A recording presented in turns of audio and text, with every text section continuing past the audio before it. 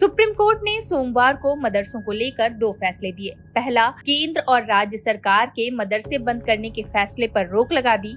NCPCR यानी कि national commission for protection of child right ने 7 जून और 25 जून को राज्यों को इससे संबंधित सिफारिश की थी। केंद्र ने इसका सपोर्ट करते हुए राज्यों से इस पर एक्शन लेने को कहा था। वहीं दूसरे फैसले में कोर्ट ने उत्तर प्रदेश और त्रिपुरा सरकार के उस आदेश पर भी रोक लगाई जिसमें मदरसों में पढ़ने वाले स्टूडेंट्स को गवर्नमेंट स्कूल्स में ट्रांसफर करना था। इसमें अनरिकॉग्नाइज्ड मदरसों के साथ साथ सरकारी सहायता प्राप्त मदरसों में पढ़ने वाले नॉन मुस्लिम स्टूडेंट्स भी शामिल हैं। Chief justice DY Chandrachud, justice JB पाद्रीवाल और जस्टिस मनोज मिश्रा की बेंच जमीयत उलेमा-ए-हिंद की याचिका पर सुनवाई कर रही थी। बेंच ने केंद्र सरकार, NCPCR और सभी राज्यों को नोटिस जारी कर 4 हफ्ते के भीतर जवाब मांगा है। बेंच ने कहा कि यह रोक इंटरिम है। जब तक मामले पर फैसला नहीं आ जाता तब तक राज्य मदरसों पर कोई कार्रवाई नहीं कर सकेंगे। बेंच ने जमीयत उलेमा-ए-हिंद को उत्तर प्रदेश और त्रिपुरा के अलावा अन्य राज्यों में भी याचिका में पक्षकार बनाने की अनुमति दे दी। जमीयत की ओर से सीनियर काउंसलर इंदिरा जयसिंह ने दलील दी कि इस मामले में सभी राज्यों को पक्ष बनाया जाना चाहिए क्योंकि कई राज्य ऐसे कदम उठा रहे हैं। इस पर CJI ने नोटिस जारी करने को कहा है और कहा कि किसी भी सरकार द्वारा जारी अधिसूचना पर रोक लगाई जाए। मौलाना यासूब अब्बास ने आगे कहा, कुछ लोग ऐसे हैं जो अरबी मदारिस को शक की निगाह से देखते हैं। अरबी मदारिस ने देश की आजादी और मुल्क की तरक्की में अहम योगदान दिया है।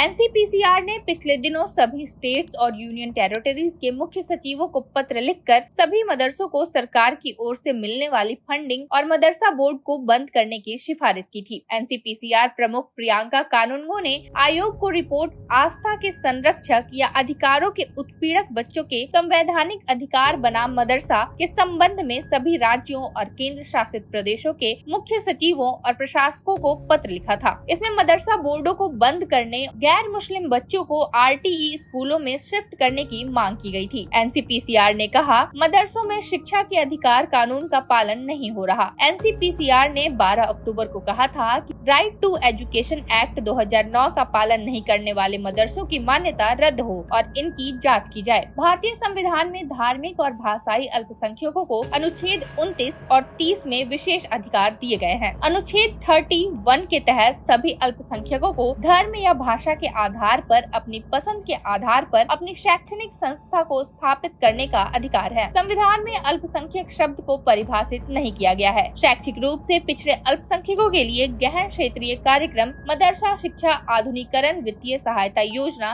1993-94 के दौरान शुरू की गई। इंडियन एक्सप्रेस की रिपोर्ट के अकॉर्डिंग 7 जून 2024 को NCPCR के खत में यूपी के मुख्य सचिव से RTE एक्ट का पालन नहीं करने वाले मदरसों की मान्यता वापस लेने को कहा गया था। 25 जून को लिखे खत में आयोग ने केंद्रीय शिक्षा मंत्रालय के शिक्षा एवं साक्षरता विभाग के सचिव से सभी राज्यों और केंद्र शासित प्रदेशों को मौजूदा मदरसों का निरीक्षण करने और RTE एक्ट का पालन नहीं करने वाले मदरसों की मान्यता वापस लेने के निर्देश जारी करने को कहा था। 26 जून 2024 को यूपी के जिला कलेक्टरों को राज्य में गैर मुस्लिम बच्चों को प्रवेश देने वाले सभी सरकारी सहायता प्राप्त मान्यता प्राप्त मदरसों की जांच करने और मदरसों में एनरोल्ड सभी बच्चों का स्कूलों में तुरंत एडमिशन सुनिश्चित करने के लिए कहा गया था। त्रिपुरा सरकार ने भी 28 अगस्त 2024 को इसी तरह के निर्देश जारी किए थे। वहीं केंद्र ने भी 10 जुलाई 2024 को राज्यों और केंद्र शासित प्रदेशों को लेटर लिखकर NCPCR की सिफारिशों के तहत उचित कार्रवाई करने को कहा था। आयोग का मैंडेट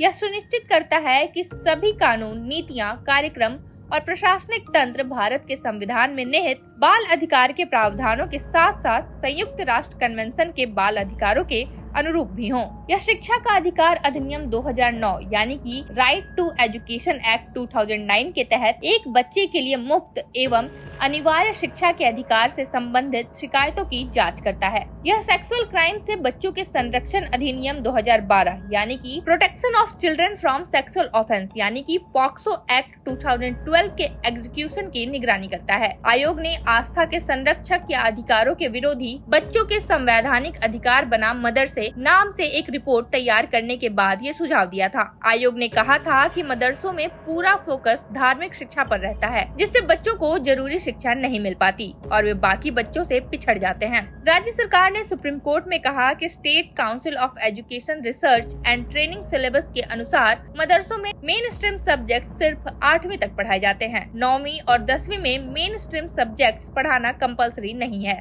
स्टूडेंट्स को मैथ्स, होम साइंस केवल लड़कियों के लिए, सोशल साइंस, साइंस और ट्रिप यानी कि ट्रेडिशनल मेडिकल साइंस में सिर्फ एक सब्जेक्ट चुनना होता है। वहीं यूजी और पीजी लेवल पर यूपी मदरसा बोर्ड कामिल और फाजिल की डिग्री देता है, जिसे राज्य या केंद्र सरकार की किसी भी यूनिवर्सिटी की डिग्रियों के बराबर नहीं माना गया है। यही वजह है कि मदरसों में पढ़ने वाले स्टूडेंट्स को उन्हीं नौकरियों के लिए एलिजिबल माना जाएगा 10वीं 12वीं पास की एलिजिबिलिटी मांगी गई हो। मार्च 2024 इलाहाबाद हाई कोर्ट ने उत्तर प्रदेश के मदरसा एजुकेशन एक्ट 2004 को असंवैधानिक घोषित कर दिया था। रिलीजियस लाइंस पर बने शिक्षा संस्थान के जरिए मदरसा बोर्ड ने बच्चों की शिक्षा को लेकर भेदभाव किया है। हाई कोर्ट ने कहा था कि जब सभी धर्मों के बच्चों को हर सब्जेक्ट में मॉडर्न एजुकेशन मिल रही है तो विशेष धर्म के बच्चों को मदरसे की शिक्षा तक नहीं रोका जाना चाहिए। ये संविधान के आर्टिकल 21A 6 से 14 साल तक के बच्चों की निःशुल्क शिक्षा और 21 जीवन का अधिकार के खिलाफ है। इस फैसले से प्रदेश के 6000 से अधिक मदरसों को राहत मिली है, जो बंद होने के संकट का सामना कर रहे थे। इस फैसले ने न केवल मदरसों को राहत दी है, बल्कि शिक्षा के अधिकार के पालन को लेकर भी एक महत्वपूर्ण दिशा दिखाई है। यह कदम सामुदायिक शिक्षा प्रणाली की स्थिरता को